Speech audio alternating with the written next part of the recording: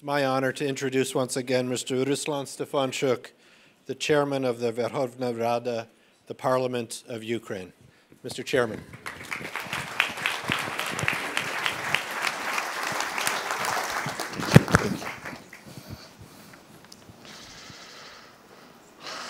Dear Mr. President of the Forum, dear ladies and gentlemen, it is a great honor for my team and me to participate in the Halifax International Security Forum. First of all, I want to thank our hospitable host, the President of the Forum, Peter van Praag, for bringing us together here.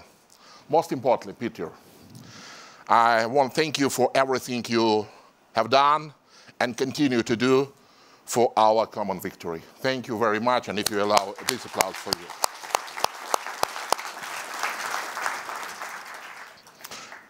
Let me ask everyone to give a round of applause for all of you, for all unwavering support for Ukraine, that all time you're here and do everything that you can for our Ukraine. Thank you very much for all of you.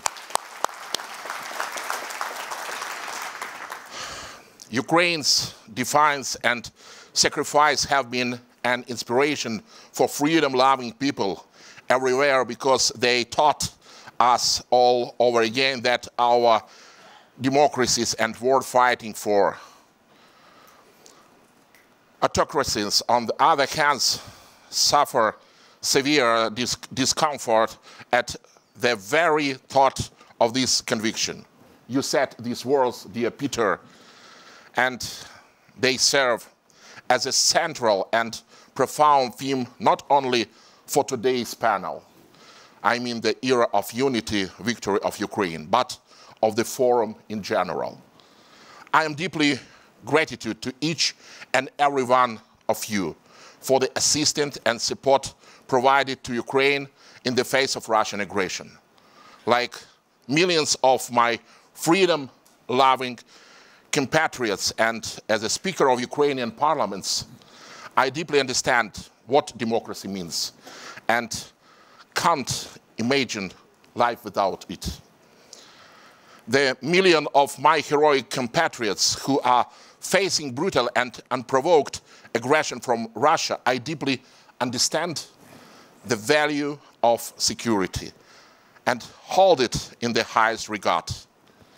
The significance of the Halifax Forum lies in the ability to unite democracy with the defense of democracy. In other words, our shared security. Today, Ukraine is standing on the front line of the fighting on the fight for democracy and freedom, and with the support of the entire democracy world, Ukraine will definitely win in this war. I have no doubts about it. I wish us all fruitful discussion and getting the right answer to the question that concern us all. Thank you for your attention, and thank you for this invitation. Thank you.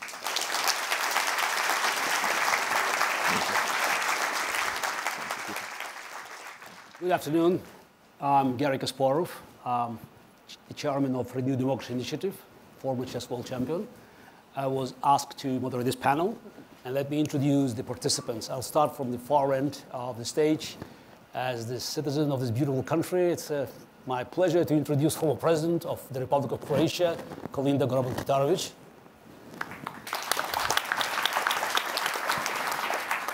Next to her, our Foreign Minister of Canada, Mélanie, Joly. And then my friend Hanna, Hopko, the leader of the organization with the great title, International Coalition for Ukrainian Victory. And last not least, the US Senator from the great state of South Dakota, Mike Rounds. So, Era of Unity, Victory in Ukraine. That's the title of our panel. And soon, Russia's all-out war in Ukraine will have been going on for 3 years. And of course, the Russian aggression against Ukraine started almost 11 years ago, back in February 2014, with annexation of Crimea and beginning of war in eastern Ukraine on Donbass. So giving the subtitle of this panel, Victory in Ukraine. Now my first question to the panel. So can you explain what victory in Ukraine means? How would you define it? Since most of Ukrainian allies yet to do it, many of them failed to actually describe the victory. So definition of victory, and is it achievable? Madam President. Thank you, Garry. Let me just first go back to the introductory video because it really stirred a lot of emotion in me. One of my most recent visits to Ukraine was in April on the Catholic Easter. And on Easter Monday, I joined the ceremony of opening of the shelter in the village called Anatevka, Jewish settlement in the suburbs of Kyiv.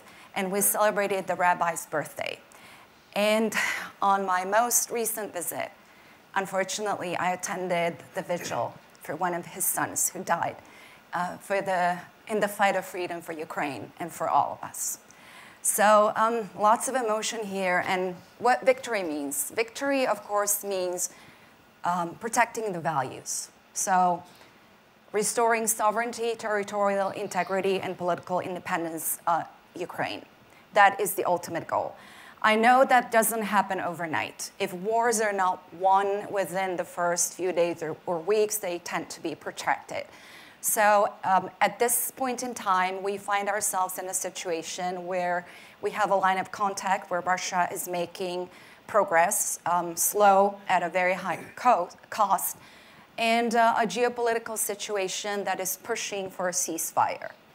And looking into the future, a ceasefire most likely will happen. However, what is most important is that when we talk about any ceasefire, we need to ensure that first and foremost, it breaks the cycle of Russia's aggression, which is not going to stop in Ukraine.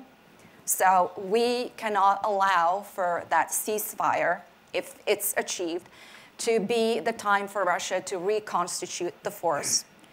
And secondly, what victory means is continuing to stand together.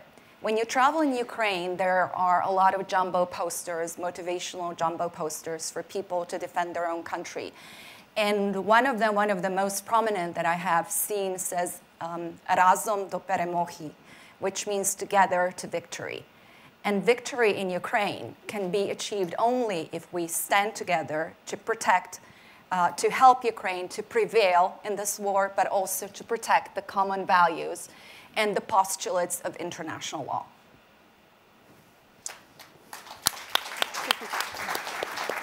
I agree with everything that has been said, and through my different visits to Ukraine, before the war and after the war at this point, and over the past 3 years being the foreign minister, I've been 4 times to Ukraine.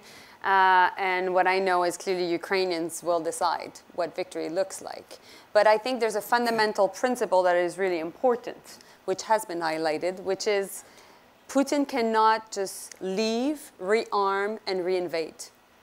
This would be bad for Ukraine. This would be bad for all of us. And so we need to make sure that there is future security for Ukrainians. It would be a threat for NATO. It would be a threat for all democracies, because it would be sending also a message not only to, of course, Russia would be sending a message to itself, but it would be sending a message to other autocracies. I think that what Hanna came up with was a concept of, well, we think that eventually Ukraine should be part of NATO when conditions allow. We need to make sure that there are bilateral security agreements that are signed between Ukraine and many countries. At this point, there's been 30 countries that have signed that, these different security agreements, and they've been very successful. It is a way to make sure that there is predictability, that Ukraine can know that allies will be there for at least 5 years. So We've signed some, the entire G7 has, many NATO countries, and want to continue to work on that. And finally, last point, I think that what is really, really important when we think about the Ukraine war is the human reality of the war. And we're seeing just a, you know, it was very moving because it was also a wedding happening. This war is happening at a time where 20,000 Ukrainian children have been abducted by Russia. We know thousands of political prisoners, civilians, are held in Russia. We also know that there are many prisoners of war that are also in Russia. So we hosted a very important conference a month ago, which was part of the Zelensky Peace Formula, number 4. We now have this Montreal Pledge, where not only do we have all allies of Ukraine signing it, but also we have South Africa, Qatar, the UAE, the Vatican, countries that are not technically providing aid to Ukraine per se, that will play the role of mediator to make sure that ultimately children will come back, prisoners of war are being sent home, and also that civilians are returned to Ukraine. Before I I ask Hanna to give her definition of victory, I'm still a bit curious to hear about these bilateral agreements. Yeah. If memory doesn't betray me, in 1994, Ukraine gave up its nukes, and there were also agreements, and one of the guarantors was the United States. And what's happened afterwards, we all know. So can you tell us, to be a bit more specific, I mean, it's not to be that diplomatic, what is this bilateral agreement? How will it provide support for Ukraine when Putin decides to come back? Well, that's why the idea of the bilateral agreements are while Ukraine is waiting to eventually join NATO. Because there needs to be a security guarantee eventually. It is fundamental. It will have to be part of any peace deal. And so meanwhile, for us, it's military aid, it's financial aid, it is different parts of support for Ukraine. And different countries are providing support. And it is also linked to a 5-year period. And we know exactly when installments will be sent. So that's also helping the Treasury back in Ukraine to make sure that ultimately they have enough support militarily, but also money to pay their soldiers, pay their services, support their population. That's the idea. We'll revisit this. Okay, Hanna. So thank you for this question. So I would like to disagree because, first, I don't believe in any ceasefire agreement. Why? Because it's already 11 years of ongoing Russian aggression. And this week, the Canadian Parliament recognized Russian aggression as a genocide. So Russia is committing genocide against Ukraine. And I'm very thankful to 7 nations who already adopted the same resolutions recognizing this. Why it's important to say it now? Because these days, we are commemorating the victims of Holodomor, another genocide, a man-made famine organized by Stalin during Soviet time. Peter rightly said the era of Nazi end in the movie at the beginning. So we in Ukraine, we are fighting to see the defeat of Russian imperialism. Because for centuries, from Moscow, Soviet Union, and now Russian Federation, when the Soviet Union collapsed, this was the end of Russian communistic ideology, but not the end of Russian imperialism. So how are you gonna guarantee a real sustainable peace with the ceasefire agreement when Putin is not ready for any negotiations? Putin wants operational pause, but look at his economy.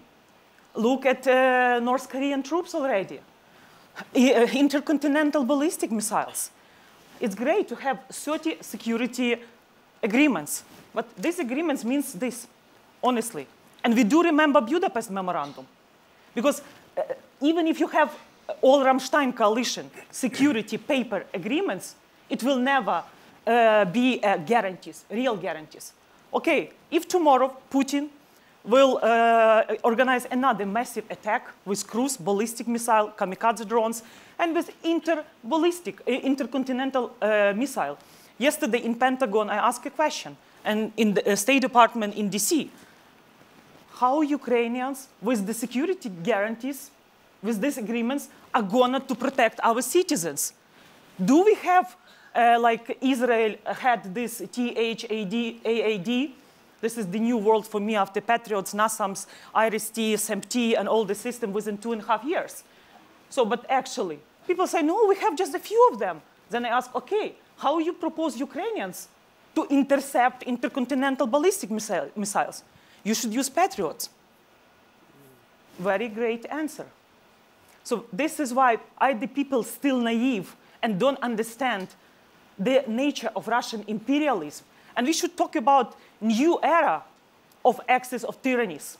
Nazi tyranny ends, was defeated, Russism tyranny started, and now it's not just Russism tyranny, it's also Chinese tyranny, it's also North Korean, Iran, Belarusian, and others.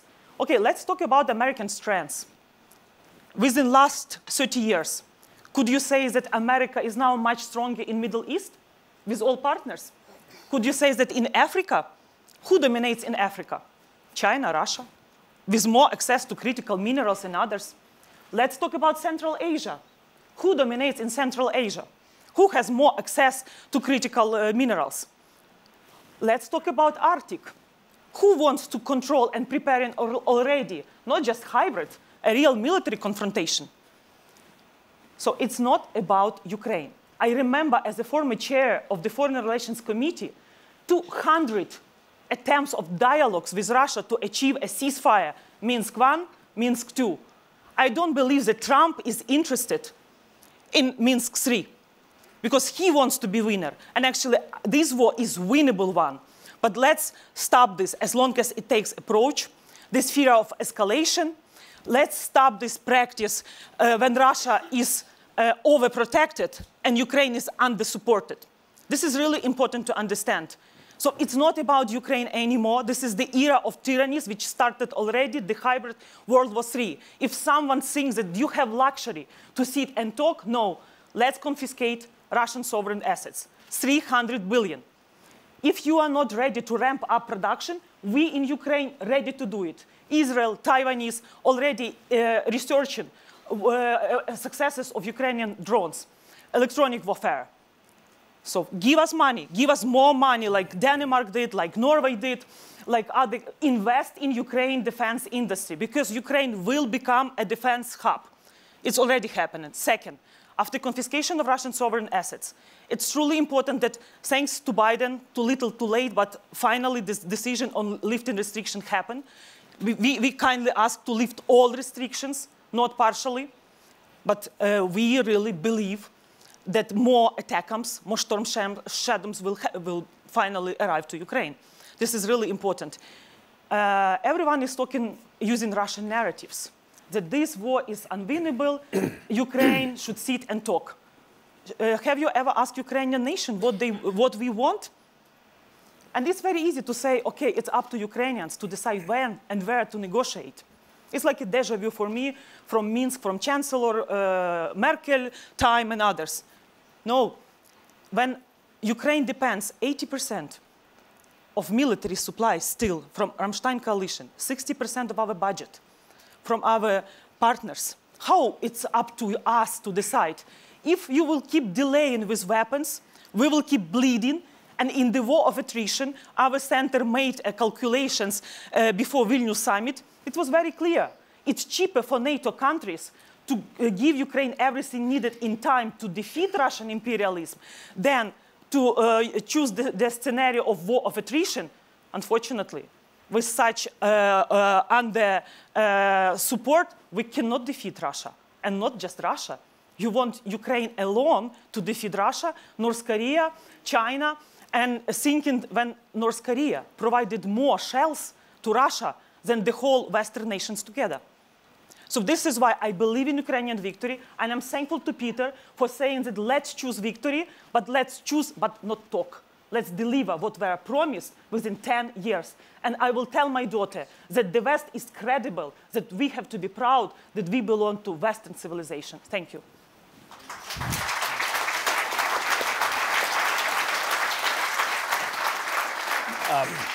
Senator, I do not envy you to speak after such a passionate speech. Yeah, but you are here representing the most important member of NATO, the biggest supporter of Ukraine military efforts in this war. So what would you say about the victory, definition of victory, and the role that your great country can play in this war? First of all, thank you for the opportunity to visit with all of our allies. I appreciate the comments that have been made already and the concerns that all of you have expressed. Let me back up just a little bit. I served as governor in South Dakota for 8 years. There was not a year that went by in which, during that time, we were not at war. I went to 31 funerals. I remember those funerals, and I remember the hurt that every one of those families had. You can't take away the hurt, but you can let them know that you care about it. I'll never forget the feeling of frustration that early on I felt as a governor, because these young men and women, we'd been there when we deployed them.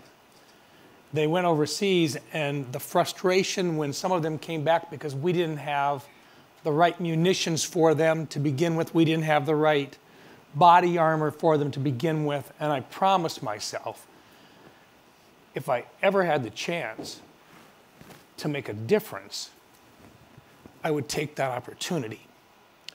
And so now, as I listen to what's happening in Ukraine, and this is my opinion, it's not the opinion of the administration, it's not the opinion of the next administration coming in, but for those folks in Ukraine that are fighting against a Russian aggression that we can all see, I just feel so frustrated that we have not been able to provide them all of the equipment that they need and all of the weapon systems that they need in order to respond to absolute tyranny coming from Russia, a neighbor who has absolutely unjustly invaded their country.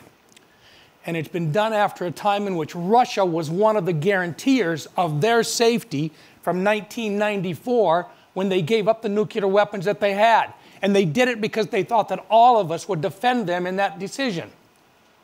And now here we are, this many years later, with Putin, the aggressor, looking at us as literally hundreds of thousands of his own people die on the front line as cannon fodder.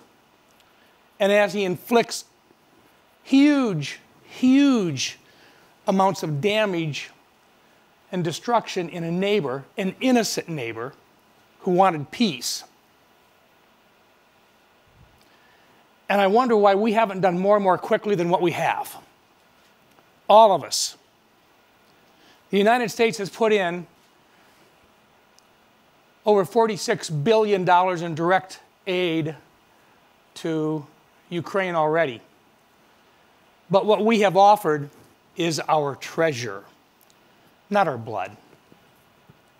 Ukraine has offered not just everything they have, and to have this fight on their own homeland, but they have offered the blood of their own kids.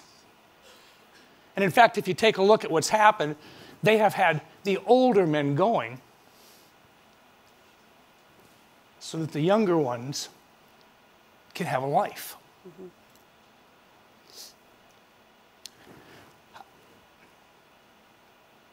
It's not easy to be logical when the emotions are that strong that I think all of us feel in the defense of freedom of a democracy against a tyrant. The Biden administration has stood strong, but I have been frustrated with their slow response in many ways to provide the necessary resources as being afraid of escalating and actually causing more damage in Ukraine and elsewhere. And I understand that.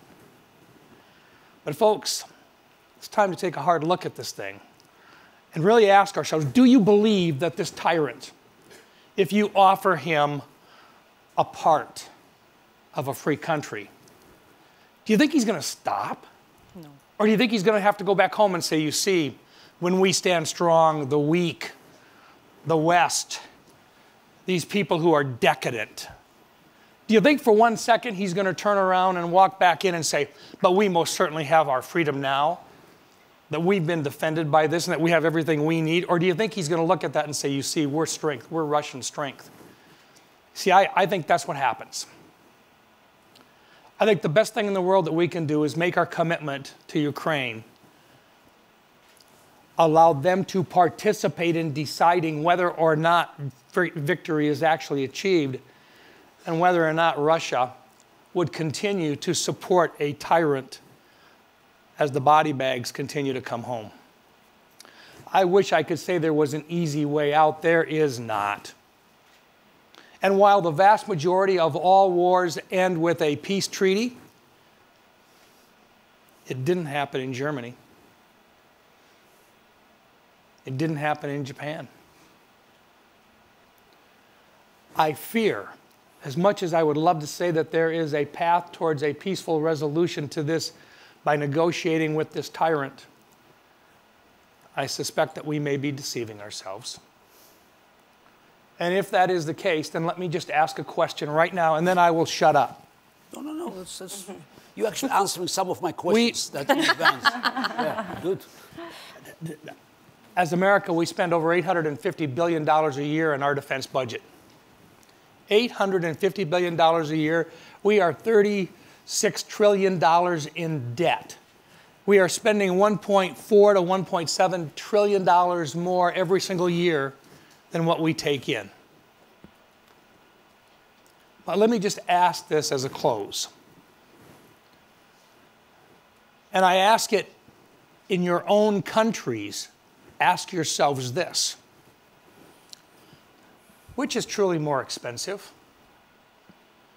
To spend perhaps 10% more on the defense of your own country and in creating the supply chains for the munitions that you need and the superior weapon systems that you need so that you don't perhaps be perceived as being weak and end up in a world war? Or do we sit back and hope that what we've done is okay and that the tyrants of the world look at us and say, I've got enough?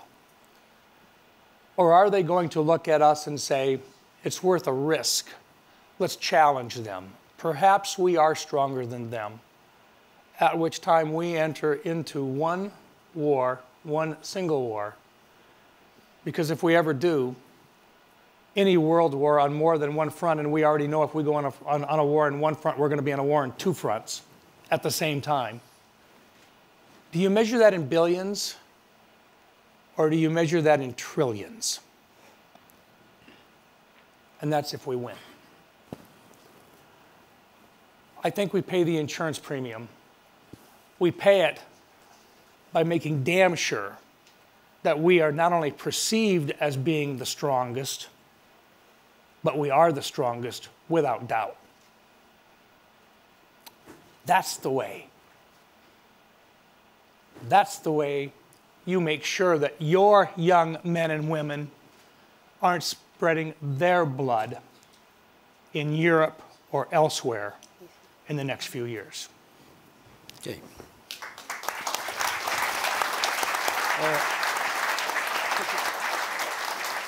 Actually, you already answered one of my questions. It's, can Vladimir Putin be trusted in any negotiations? And I guess the answer is negative. My question to me, I've seen no evidence of that. Okay. And the reason why I say that is because in 1994, as they saw that, he simply decided that what his predecessors decided to do, he wasn't going to honor. And if you have no honor, how do you trust them? Okay. Also, thank you very much for making a very important point. Yeah, it's very popular among what I call peacemongers, that every war ends at the negotiating table. Not true. There were wars like World War II that ended with unconditional surrender. We're not expecting Russia to surrender, but definitely the liberation of Ukrainian territories all the way up down to Sevastopol, for me, it's a key definition of victory. And it's We all know, I mean, Vladimir Putin's goal was, is, and will be to destroy Ukrainian statehood. It's not I'm saying, he has been saying it, and it's being repeated on Russian propaganda machine, on television, every day, 24/7. As just 2 days ago, they stated again their goal by presenting the so-called map of dividing Ukraine. So I believe that it's a war to win, and it's almost like a game of chess. You have black and white, good and evil, but there is no draw. It's either we win or he wins. And again, thank you for making this important point that dictators are provoked by weakness, not strengths. Again, we know it from history books, and unfortunately, we're learning it now. But while we're learning, Ukrainians paying in blood. So now let's move to the... Can I add a comment on that? Of course. So, Senator, when you have conversations with your colleagues, what is the argument that is the most successful to talk about the support to Ukraine?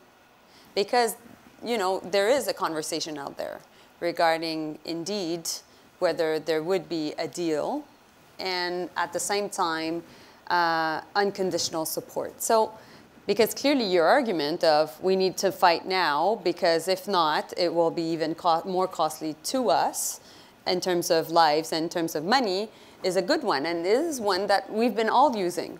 But I just want to understand what is the most successful. And I think it's a really good point, and it's a good question. I think in terms of the most effective discussion that we have, and it's, rest assured, this is not a partisan issue in the United States Senate. This is very bipartisan. Mm-hmm. And we are torn as to what the right thing is to do. But part of it is on a whole of world review, we are convinced that Xi Jinping saw what we did in Afghanistan as being a sign of weakness. We also believe that he has watched very carefully when Putin immediately stepped in and said, I think this is going to be a real easy move. I can go in and they're going to welcome me with arms wide open, saying, we're happy you're here. And what he discovered is that Ukraine believes they are truly a country and that they want their own freedom. And I think that surprised him. But what we're looking at is if we allow him to be successful, what does that say to Xi Jinping, who now looks at Taiwan and says, I think America has withdrawn from the world leadership. They are tepid, and they've seen how much we have grown in strength, and they know that we have the upper hand. And if that is the case, the rest of the world will watch a Taiwan go down, and you will see an economy which will explode around the world. But you will also see one more thing. You will see a combination of Russia and China and North Korea and Iran all be strengthened and all think that any place where there is a possibility of creating a fire for their purposes, they can do that. And we will find ourselves on fire in multiple locations. Look, our premises have always been to hold one battlefront at bay while we dispense with an immediate adversary in another location. But if you're going to fight one, you're going to end up fighting them both, and they're both very strong adversaries today. And I would just offer this: if you're not prepared to fight on two separate locations, you're much better to call this thing right now and convince Xi Jinping that he perhaps should reconsider his options in the Western Pacific. And by the way, if you think for a second that you're not going to be impacted in your community right away, 60% of all the trade in the world goes through that part of the world. China thinks that they should control that. Now, I'm going to say one more thing, and then I'll get away from it. No, you will not get away. Stay. But this is really important. Is there anybody here that isn't communicating back home on a regular basis with a cell phone? We all do it. And unless you're using a specialized app, any one of us and every one of us today is subject to the review by the Chinese Communist government of any cell phone conversation you have with anyone in America, because they have access to every single one of our major telecommunications companies. They've broken in, and they can read your texts, and they can hear your conversations. It's just a matter of who they want to listen to and who they don't. And that is public information, and it doesn't seem to make anybody concerned, and we ought to be. Now, when they're that capable, all of us should be recognizing just how serious we should take the defenses of our own countries, not just in the number of 155 shells we have, but on the upper end of what we have for the most capable weapon systems, because that is where we stop them, is with the most capable weapon systems that make them think twice about getting involved with any one of our allies. Now I've said enough. Thank you, Senator. The title of this panel is Era of Unity, and I want you just to go back from victory in Ukraine to Era of Unity, because a lot is being said about unity, how Putin's aggression against Ukraine united the free world, united NATO. Actually, NATO is even bigger. 2 more countries joined NATO. But listening to you carefully, so just, I actually missed this tune of unity. You talked America will fight on 2 fronts. What about your allies, Senator? We can't do it without them. Exactly. So that's why, and let me tell you something. I'm not a military expert, but I think many can confirm that just, the northeastern bloc of NATO, Poland, Baltic nations, Sweden, Finland, and you can add Romania, will probably crush Russia in a few days, combining with Ukrainian forces. All you need is to provide nuclear umbrella. They'll do the rest. Everybody who's warning, Russians will be in Tallinn in 3 days. No, it's Estonians will be drinking beer in St. Petersburg in 3 days. Yeah. So that's why I think it's very important, not to say America will fight on 2 fronts. No, you have to support European allies. And that's, the actual question is to Madam Minister. Mm-hmm. So, again, NATO, unity, of course, United Nations, which unfortunately, just followed the prediction of Winston Churchill, his famous Iron Curtain speech, that is no more than this, how do you say it? A frousing of words.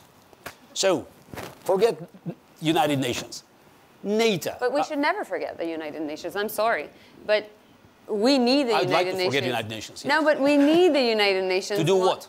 Because ultimately, it is based on international norms that have kept us. Russia's.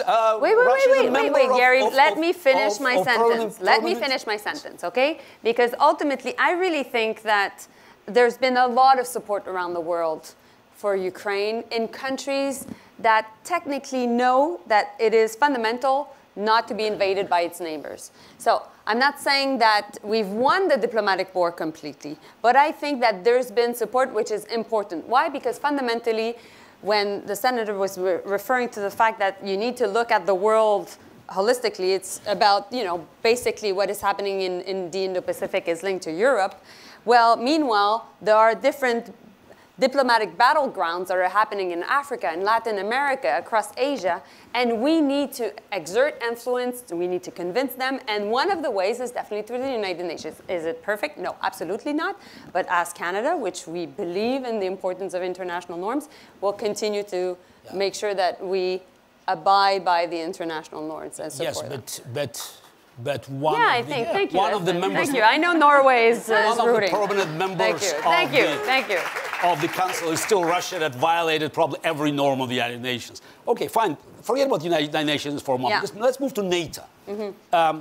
NATO was formed in 1949, mm-hmm. and I think the only purpose of this organization was not to fight terrorists elsewhere or protect peace in Africa, but to defend free Europe against Soviet-Russian aggression. Mm-hmm. At that time, the line of the conflict was River Rhine. Mm-hmm. Now the line of the conflict moved eastward to River Dnieper. Mm-hmm. But the principle is still the same. Mm-hmm. So that's why I'm getting confused when I hear Ukraine will join NATO. Ukraine is the only country in the world that had been fighting to fulfill NATO only obligation.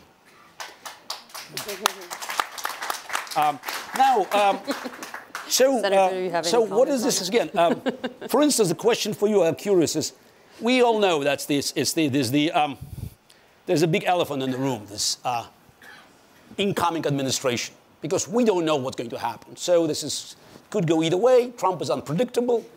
Let's say the worst. On purpose. On purpose. No, fine. No. I'm not here to be critical. I'm just saying but anything can happen. We hear voices in this incoming administration from both sides. Some of them, as senator and a senior senator from his state, who is now incoming majority leader, they are advocating for supporting Ukraine. We hear voices from the other side, so saying no, forget about Ukraine, just give Russia whatever it wants.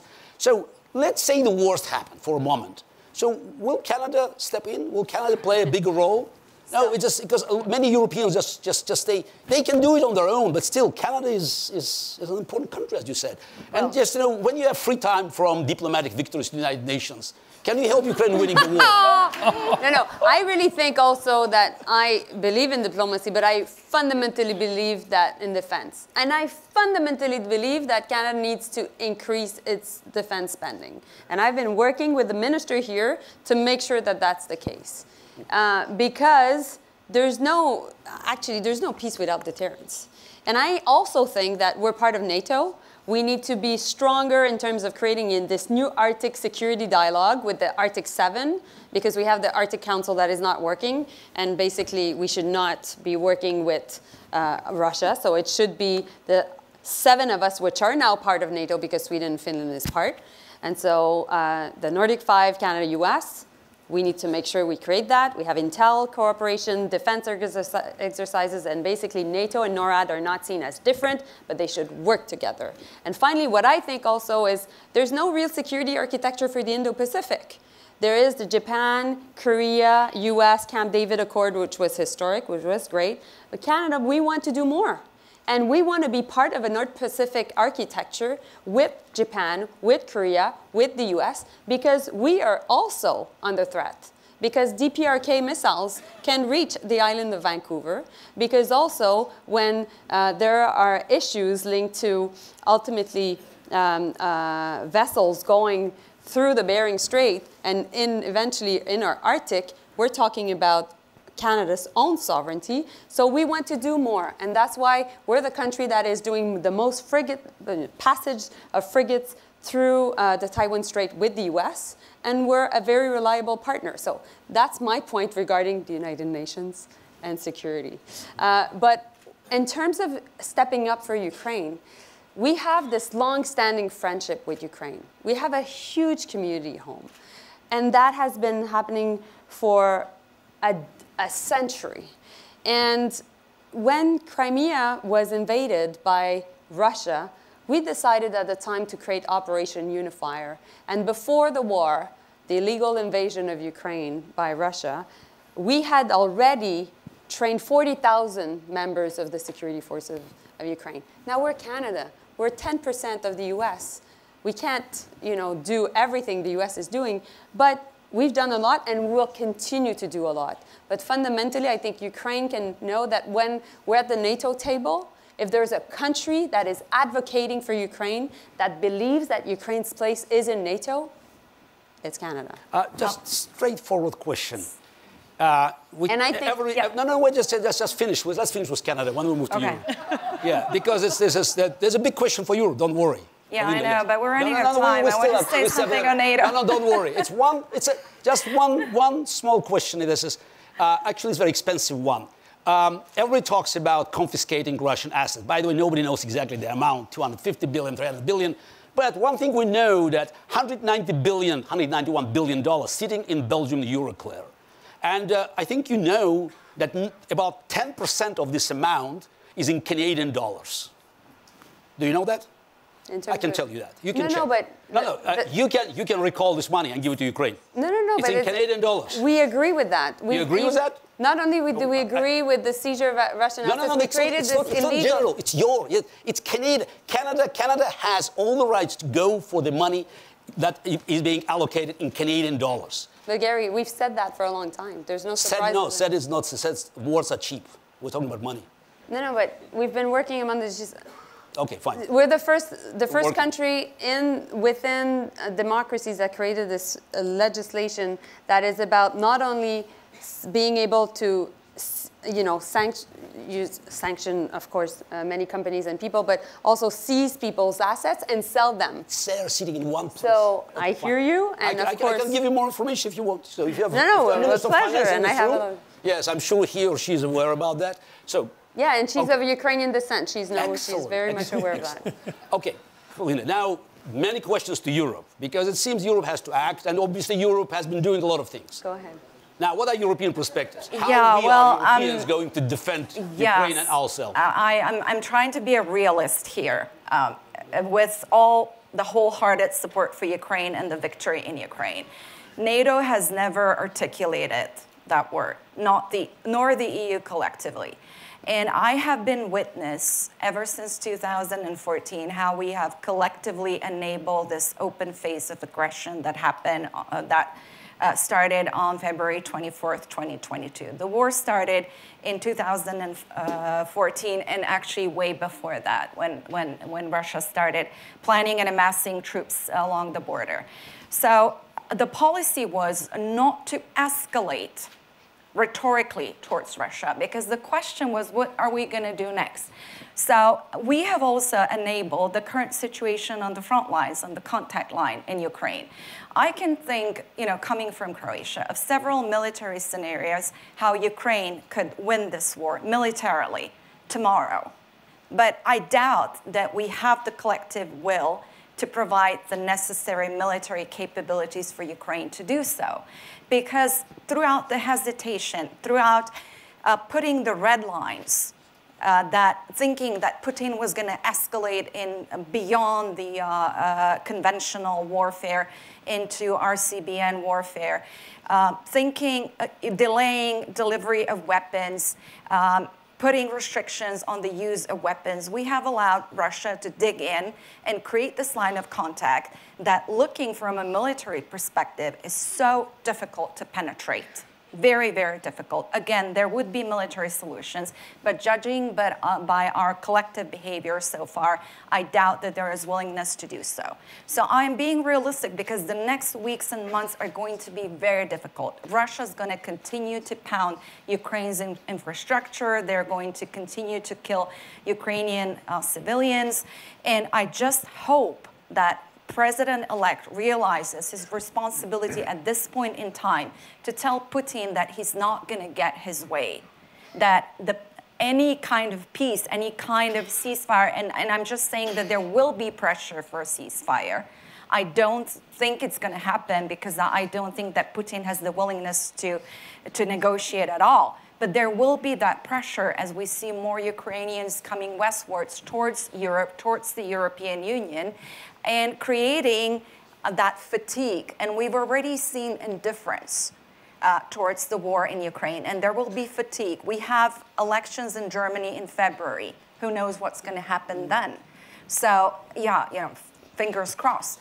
But one thing is for sure, that Europe needs to be aware of the fact that Putin does not stop in Ukraine. So any kind of ceasefire will be used to reconstitute that force. And how do you ensure that if there is pressure that doesn't happen is the key question. And I don't see that there is much leverage to do so. However, looking at what we could do right now, I mean, Russia is still, they're dependent on China, they're dependent on North Korea, but they're also dependent on oil sales to the rest of the world. So why don't we just push more oil? Why don't we work on the oil prices and drop them? And Russia loses the critical assets that they need to finance the war machine. So there are solutions, there are ways out. But we've just been engaged in this thinking, how do we stop this war? And what gives me a little bit of perhaps courage is looking at the people that the president-elect has nominated so far, Marco Rubio and also Senator Waltz. Mike Waltz. Mike Waltz. And back in 2022, he actually said, if I'm not mistaken, let's end this damn war, because he realized what was happening in Ukraine. And also, he very much opposed the pullout of Afghanistan, and I completely agree with him that it was a huge mistake. It showed weakness, and Putin and Russia understand only the language of strength. And if we're not unified, if we don't have that collective will, if we don't have that razum do peremohi together, we're not going to win this war. So this is the key component here, the unity. And I'm afraid that we're looking at challenging weeks and months where that unity will be challenged, and we have to do whatever we can with very realistic arguments, appealing not even to the interest but the selfishness of our own citizens, in order to explain to them why it is crucial for us, in our own interest, for Ukraine to win, not just to prevail, as NATO has been saying. Okay, so we have just less than 5 minutes left for the panel, and a couple of questions. So introduce yourself. So let me take your place. Stand up, please. Introduce yourself. Thank you. Fascinating discussion. My name is Batu Kutelia. I'm from Georgia. I represent Foreign Policy Research Institute. So there is another side of Ukrainian victory is Russia's defeat. So how should Russia's defeat or what's your take on the form it should happen? Should we be preparing ourselves to make Russia small again?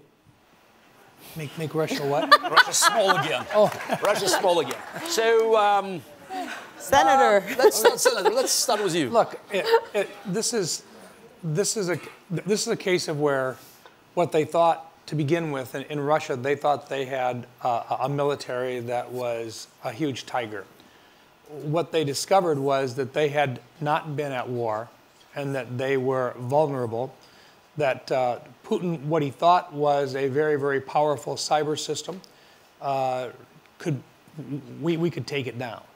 What he thought was a huge military that was insurmountable, and what he discovered was unless you use it correctly, it can be attacked by a smaller organization. What they have done is like any military operation, they are learning from their mistakes, but so are we. Mm-hmm. And so what we need to be able to do is to, and once again, I'm not speaking on behalf of the administration, I'm not speaking on behalf of the current one or the future one, but just personally, what we have to do is to support Ukraine, provide them with the weapon systems that they need as quickly as possible, and at the same time, be very, very clear to Putin that an escalation on his part will be met with additional escalation as well. And we need to unhandcuff Ukraine in their battle to get rid of these folks on their soil. And look, his economy is not going to be able to survive long term. But I think what you have suggested with regard to where he's bringing his money in, he is the gas station. And as long as he can continue to pump gas and the rest of the world looks the other way and says, you know what, I wouldn't mind having a little bit of the cheap gas on this thing here. And so they're buying it, and we're not recognizing that and calling account to that. He's going to continue to have cash availability to spend. Now, North Korea is not doing this. They're not sending 50,000 people over there just for the heck of it. They're making contact with Putin to try to get, probably, they want advanced technologies. China, most certainly, on weapon systems and so forth, they don't want to associate necessarily with a loser, but they most certainly would like to be able to sell products as well to him and to have cash as well. Mm-hmm. So I think what you've made is a really good point. We want to be united. Let's quit buying his stuff, and let's recognize when he's coming through on this and trading it through third countries and so forth, we've got great access to the information to really shut him down on his economy. I don't know that we've had the guts to actually call out all of the other countries who have been looking the other way and buying his resources. And we've done one more thing, and we're guilty of this for the last couple of years. We have not produced, we sent a message out years ago that said we were going to make it tough for new production of carbon-based fuels and so forth, and we have not allowed for nuclear energy generation. Not the way it should be. So we've got to become energy independent in our own countries as the West and make it much more difficult for him to sell his products. And when that happens, his people will respond to that, and he will recognize that his administration is at risk. That, I think, is the most painless way to fix this thing and to literally get Russia to consider the fact that their leadership is not working the way they want it to work. Okay.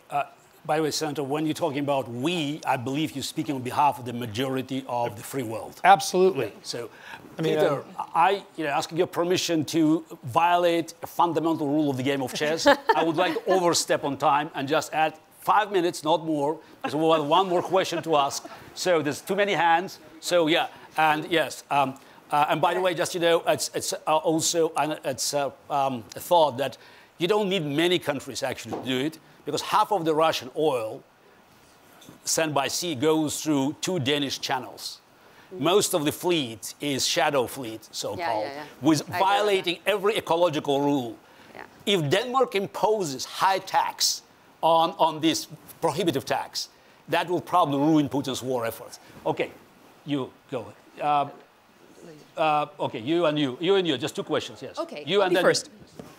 My name is Lesia Orobec, and I'm advocating for air shield over Ukraine with the means of our partners, not just ours. And I have a question.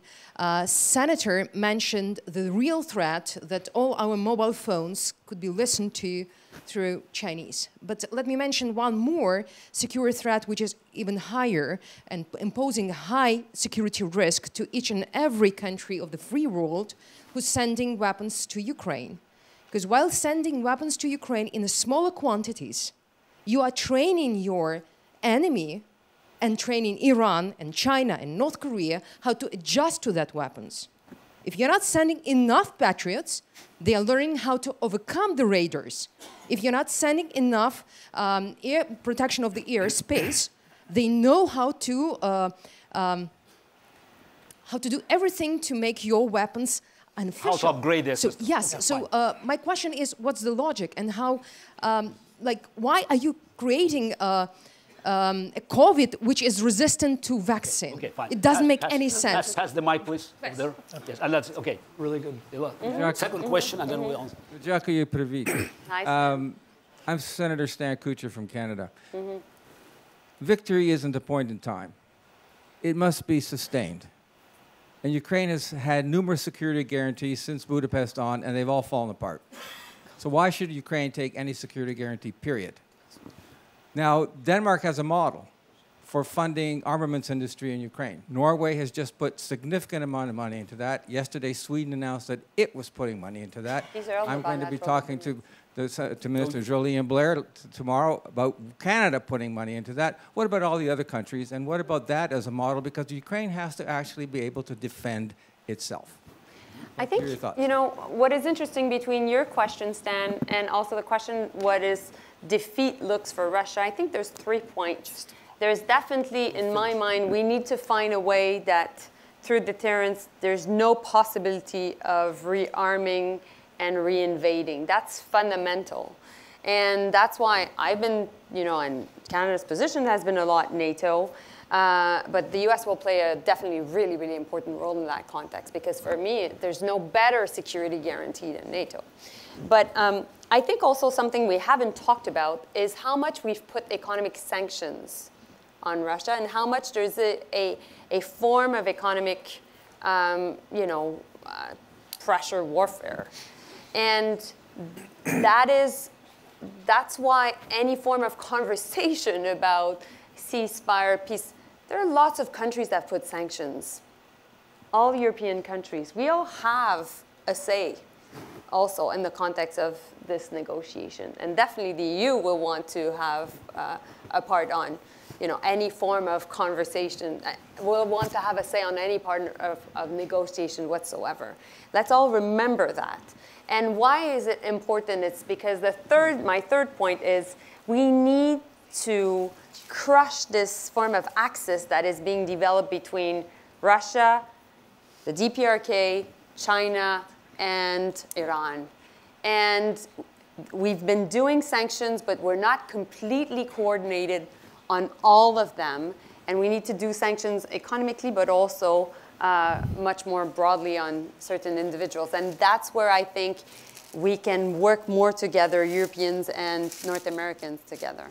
Kolinda, Hanna, 30 seconds. Yes, what worries me most is how would we ensure that Russia does not reconstitute the power, not just to continue to take a break in Ukraine and then continue with aggression of Ukraine, but then to step into further, because this, with Putin, it wasn't about NATO enlargement. As a matter of fact, it was an EU association agreement that spurred the Maidan protests and the revolution of dignity and everything else. So it's about values.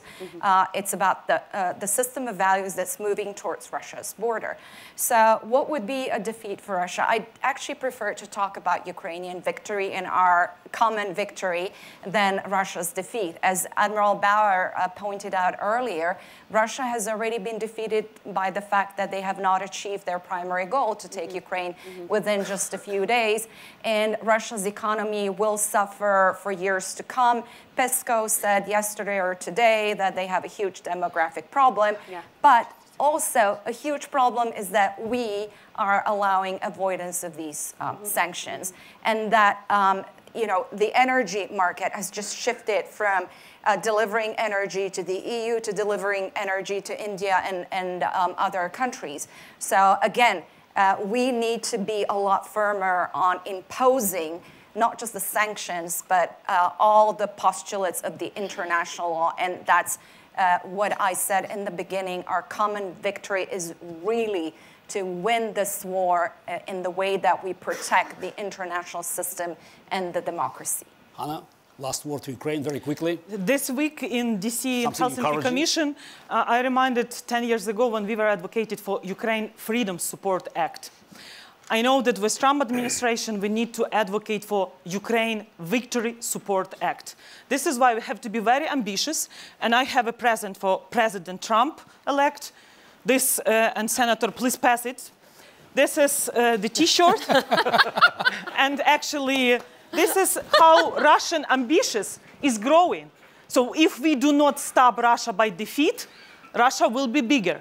Let's make America better, great, again, and bigger. Thank you. Thank you, Senator. And